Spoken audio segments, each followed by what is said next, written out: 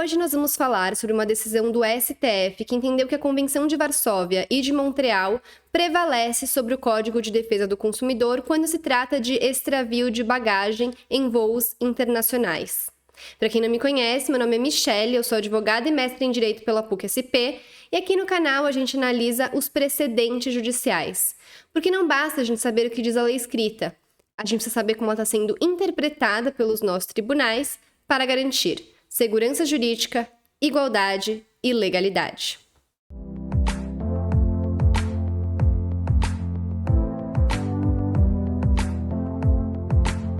Como eu sempre falo que aqui no canal, meu objetivo é dar autonomia para você que está me assistindo também consiga abrir uma decisão judicial e interpretá-la por conta própria. É isso que a gente vai fazer aqui junto agora. Mas antes, não se esqueça de se inscrever no canal, dar o seu like nesse vídeo, deixar seus comentários, dúvidas, opiniões e compartilhar esse vídeo com outras pessoas que possam se interessar sobre esse assunto. Bom, então vamos lá. Esse caso ele tem origem num conflito entre o Código de Defesa do Consumidor e a Convenção de Varsóvia, no tocante à limitação da responsabilidade civil de companhia aérea pelo extravio de bagagem de passageiro em voo internacional. O cerne da discussão jurídica trazida no recurso extraordinário está em determinar se os tratados internacionais subscritos pelo Brasil, notadamente a Convenção de Varsóvia e alterações posteriores, devem prevalecer sobre o Código de Defesa do Consumidor para efeito de limitar a responsabilidade das empresas de transporte aéreo internacional por extravio de bagagem. Não entendeu nada? Vou explicar. Essas convenções internacionais, elas limitam os valores de indenização por dano material em casos de extravio de bagagem, atraso de voo, etc.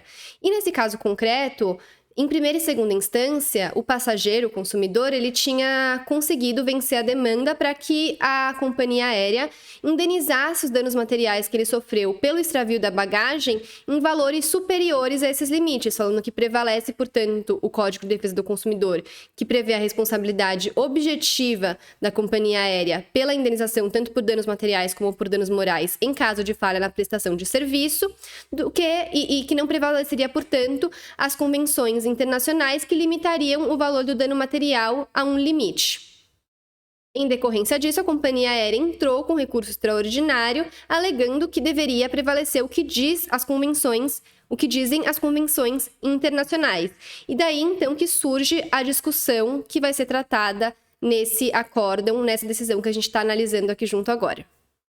O ministro Gilmar Mendes, relator, portanto, vai começar dizendo: na essência, a controvérsia está em definir se o direito do passageiro à indenização pode ser limitado por legislação internacional especial devidamente incorporada à ordem jurídica brasileira. E vai dizer que já existe uma divergência jurisprudencial em torno dessa questão, o que torna, portanto, essencial que ela seja resolvida, porque eu já falei em vídeos anteriores que a gente não pode ter divergência jurisprudencial nos tribunais, porque assim a gente gera uma completa insegurança jurídica e uma completa desigualdade, porque a depender da Câmara, da turma, do juiz com quem, no meu caso, caia, eu vou ter um resultado e outra pessoa que ajuiza uma mesma ação com a mesma causa de pedir pode ter um resultado diferente do meu. Então, eu ajuizo numa incerteza, sem saber o que será que vai ser aplicado no meu caso, qual entendimento será que vai ser adotado, o que é adotado por essa turma ou o que é adotado pela outra, o que é adotado por esse ministro ou o que é adotado pelo outro. Então, a divergência jurisprudencial tem que ser solucionada. E os precedentes, eles vieram justamente com o objetivo de acabar com essa divergência jurisprudencial e trazer mais segurança jurídica, mais igualdade e mais legalidade. Para mostrar, portanto, essa divergência jurisprudencial, o ministro Gilmar Mendes vai citar que no julgamento de um recurso extraordinário, a primeira turma acolheu a tese de que o princípio constitucional da defesa do consumidor teria o condão de afastar a aplicação do Código Brasileiro de Aeronáutica e da Convenção de Varsóvia, sempre que estes se mostrassem menos favoráveis ao consumidor do que o Código de Defesa do Consumidor.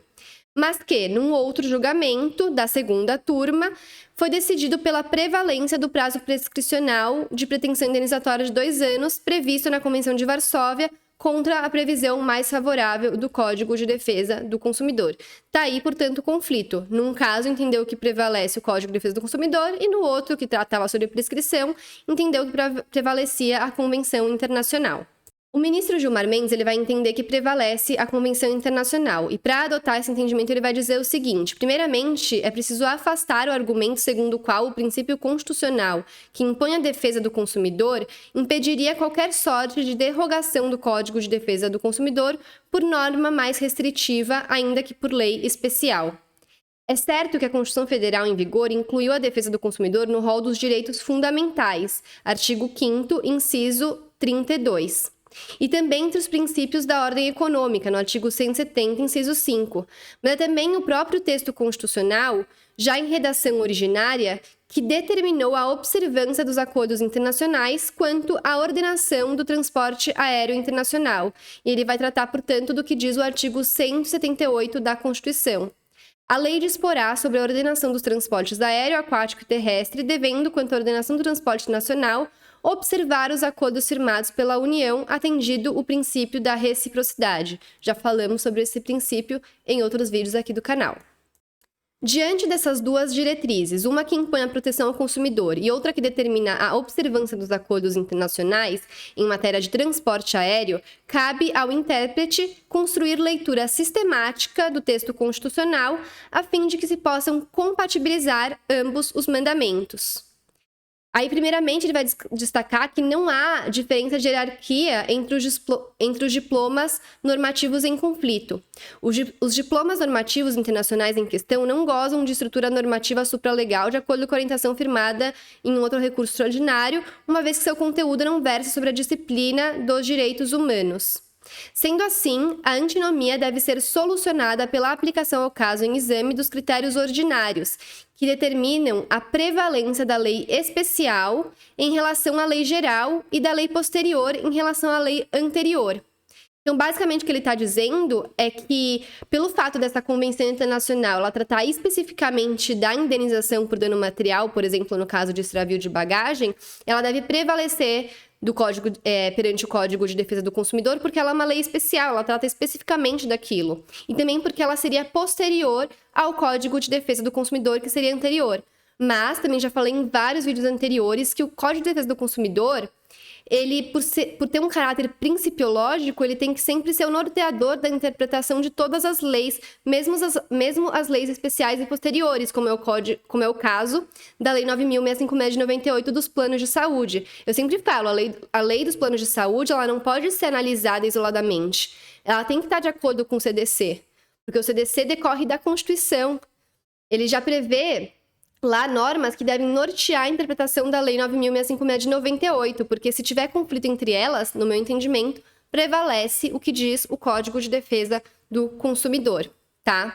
Mas são entendimentos. Vamos ver aqui como vai continuar o entendimento dos ministros, especialmente do relator que a gente está analisando agora. Em relação ao critério cronológico, portanto, qual lei vem antes, vale destacar que os acordos internacionais em questão são mais recentes do que o Código de Defesa do Consumidor, lei de 1990. De fato, embora o decreto 20.704, que promulga o texto original da Convenção de Varsóvia, tenha sido publicado em 24 de novembro de 1931, as modificações que sucessivamente sofreu são posteriores ao Código de Defesa do Consumidor. Mas eu também falo, o Código de Defesa do Consumidor também sofreu alterações posteriores a 1990, inclusões, artigos que foram tirados da lei, revogados. Então, se for assim também, ambas as leis, ambos os institutos normativos sofreram alterações ao longo do tempo. Então, vai lá, qual que sofreu a última alteração para ver qual que vai prevalecer por essa ordem cronológica? Mas, mesmo ele tendo falado da questão cronológica, ele vai falar: não creio que o conflito deva ser solucionado essencialmente com fundamento no critério cronológico. Prevalecem, no caso, as convenções internacionais, não apenas porque são mais recentes, mas porque são especiais em relação ao Código de Defesa do Consumidor. Então, ele está utilizando como principal fundamento o fato da lei ser especial. A Lei 8.078 de 1990 disciplina a generalidade das relações de consumo, ao passo que as referidas convenções disciplinam uma modalidade especial de contrato, a saber, o contrato de transporte aéreo internacional de passageiros. Porém, apesar dele de falar que vai prevalecer, então, as convenções internacionais, ele vai fazer a ressalva de que a limitação imposta pelos acordos internacionais alcança tão somente a indenização por dano material e não a reparação por dano moral. A exclusão justifica-se porque a disposição do artigo 22 não faz qualquer referência, esse daqui da Convenção de Varsóvia que ele está mencionando, não faz qualquer referência à reparação por dano moral. E também porque a imposição de limites quantitativos pré-estabelecidos não parece condizente com a própria natureza do bem jurídico tutelado nos casos de reparação por dano moral. Então, vamos frisar que essa decisão aqui, ela está limitando o valor da indenização somente para indenização por dano material em caso de extravio de bagagem. Se a parte sofreu dano moral por conta disso, porque ela ficou dias numa viagem sem sua bagagem, porque ela perdeu bens de valor sentimental, enfim, isso não vai entrar nessa limitação. Ela vai ter direito a um arbitramento do dano moral de acordo com a extensão desse dano nos termos do artigo 944 do Código Civil.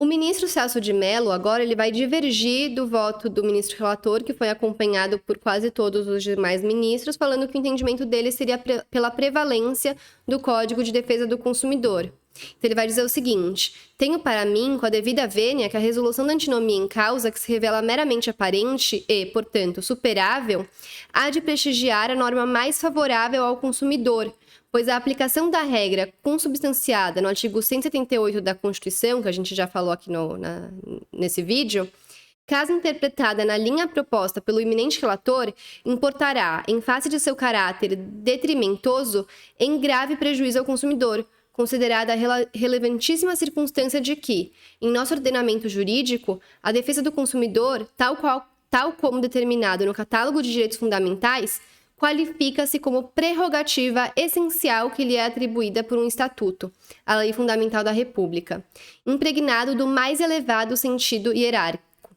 Nem se diga que a precedência das convenções internacionais sobre os direitos básicos do consumidor, na matéria ora em julgamento, encontraria fundamento legitimador na regra consubstanciada no artigo 178.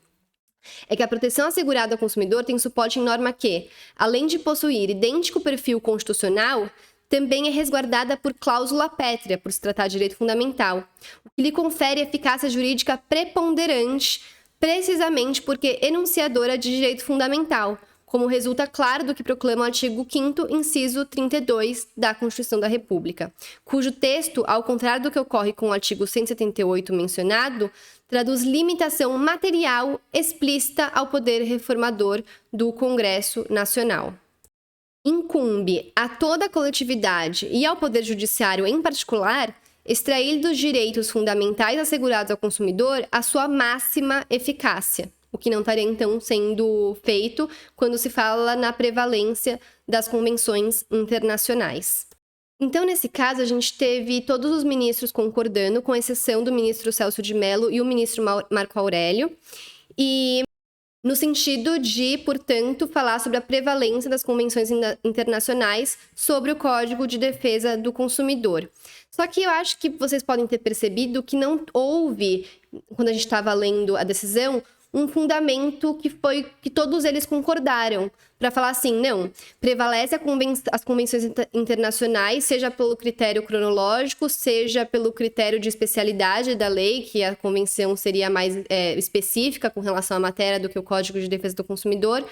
Não houve uma concordância dos ministros. Então, eles estavam tentando falar, bom, tá bom, a gente fala sobre a convenção, que a convenção vai prevalecer, mas qual que é, de fato, o fundamento para isso? E teve uma parte dessa discussão que foi presencial, que eu acho interessante a gente citar, porque eles vão falar o seguinte: tá, vamos adotar esse entendimento, mas a gente não fala uma justificativa, a gente só fala que essa é a tese. Isso tá certo? Como que pode o judiciário firmar uma tese sem ter um fundamento legal no qual ele concorde? Na minha dissertação de mestrado, eu faço essa ressalva de extrema importância sobre a formação dos precedentes. Os precedentes, eles não podem ser formados sem que haja uma concordância majoritária dos julgadores com relação ao fundamento que dá sustentação à tese firmada, à tese fixada. Até porque eu já falei aqui várias vezes que essa tese é um mero resumo do que foi decidido. A gente, para entender de fato o que foi decidido, a gente tem que fazer como a gente sempre faz, analisar a íntegra do acórdão, a íntegra da decisão.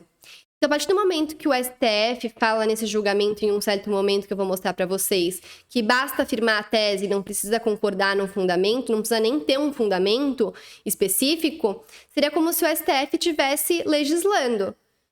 Falando assim, não, eu vou criar essa tese a partir da minha cabeça, a partir do que eu acho que deve ser o correto. Mas também já fiz a ressalva várias vezes de que o Poder Judiciário, ele interpreta a lei diante de um caso concreto. Então, ele não pode ir fora do que a lei determina. Tudo bem que nesses casos tem alguns fundamentos, mas eles têm que concordar. Porque para o direito estar sendo uniformizado, não basta falar a tese é essa, o entendimento é esse. Para ter uma uniformidade do direito e uma coerência do direito, é preciso que o fundamento lógico-jurídico que levou ao entendimento adotado seja claro, específico, colocado no acórdão, para que as pessoas possam entender e para que casos futuros sejam julgados com base no mesmo fundamento lógico-jurídico e casos que sejam semelhantes também levem em consideração esse raciocínio. Já falei isso várias vezes. A gente tem 2 casos que, apesar de não serem idênticos, são semelhantes, tão semelhantes a ponto de falar eu tenho que adotar o mesmo fundamento que foi utilizado naquele? Se a gente não tiver um fundamento para uma decisão, como que a gente vai fazer isso? Então, eu achei muito grave essa proposta que foi feita durante o julgamento desse recurso de que poderia afirmar uma tese sem ter fundamento para tanto. Vou mostrar aqui para vocês o momento em que isso foi falado. Bem, aqui é falado, com essas observações, eu assentaria a tese de que a Convenção de Varsóvia, o sucessor protocolo adicional número 4 de Montreal, tem prevalência sobre o Código de Defesa do Consumidor, sem dizer o porquê. Até coloquei aqui, como que pode isso? A tese não é nada sem a íntegra do acórdão que lhe sustenta, com seus fundamentos. O que vincula no fim são os fundamentos, e não essa tese, que eu sempre falo, um mero resumo. Aí ele vai dizer, o ministro Joaquim Barbosa, afirmar tese é sempre perigoso, sobretudo numa matéria tão delicada como esta. Diante disso, o ministro Luiz Roberto Barroso vai falar, se não tivesse o artigo 178, eu talvez prestigiasse o consumidor por força da Constituição, e aí vai continuar a discussão. Afirmar tese é sempre um risco, realmente, mas esse é o papel da repercussão geral. Quer dizer, se nós queremos tornar o acórdão um precedente a ser seguido, acho que temos de dizer, enunciar propositiva e claramente qual é a tese jurídica. A dificuldade é estabelecer os fundamentos da tese. Eu acho que nós temos que enunciar a tese, mas não precisamos dizer quais são os fundamentos. Gente, isso é muito grave, porque está desvirtuando muito esse papel dos precedentes. O precedente não é criação, fixação de tese. Um precedente, ele só vai ser qualificado, ter essa força de ser observado, se ele tiver fundamentos sólidos. Porque senão, a qualquer momento, uma tese que não tem fundamento, ela pode ser a qualquer momento ultrapassada. Falar, não, tá bom, como tem uma tese aqui que não tem fundamento, o fundamento tem que ser contrário ao que diz essa tese. Porque se não tem um fundamento, qualquer um vai falar, não, o fundamento tem que ser esse, que é contrário à tese. É a tese superada. A tese não é nada. Nada sem um acórdão fundamentado que lhe dê sustentação. A tese, como eu sempre falo, é um resumo para que eu bata o olho e fale, peraí, esse acórdão aqui no qual foi fixada essa tese, nesse precedente, é do meu interesse. Deixa eu, então, abrir a íntegra dessa decisão para ver o que ela de fato trata e quais foram os fundamentos jurídicos para chegar ao entendimento adotado. Então, achei essa discussão muito grave, me assustou quando eu li isso no meio do acórdão. Para mim, é um equívoco tamanho na compreensão do que é o sistema de precedentes aqui no Brasil. Bom, feita essa digressão, voltando ao caso concreto, por maioria foi entendido que o valor do dano moral deveria ser reduzido para se limitar ao patamar estabelecido no artigo 22 da Convenção de Varsóvia, com as modificações efetuadas pelos acordos internacionais posteriores. E, como sempre, é fixada a tese, que, como eu falei, não quer dizer nada sem a gente interpretar o acórdão como um todo, diz o seguinte, nos termos do artigo 178 da Constituição da República, as normas dos tratados internacionais limitadores da responsabilidade das transportadoras aéreas de passageiros, especialmente as convenções de Varsóvia e Montreal, têm prevalência em relação ao Código de Defesa do Consumidor. Olhem de novo como essa tese é frágil. Ela não faz a ressalva de que ela está falando só do dano material, que o dano moral jamais poderia ficar limitado a qualquer valor, porque isso seria contra a própria ideia de dano moral. E, no fim, acabou sendo, sim, utilizado um fundamento, que foi o artigo 178 da Constituição Federal. Então, no fim, na tese, foi lá e foi colocado que o fundamento, para tanto, foi o artigo 178 da Constituição Federal.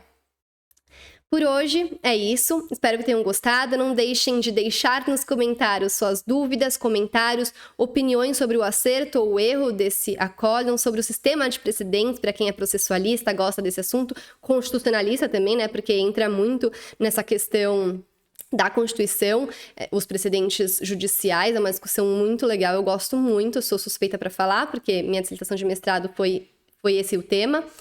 E, de novo, não deixem de se inscrever, dar o seu like nesse vídeo e compartilhar esse vídeo com outras pessoas que possam se interessar sobre esse assunto. Obrigada e até breve!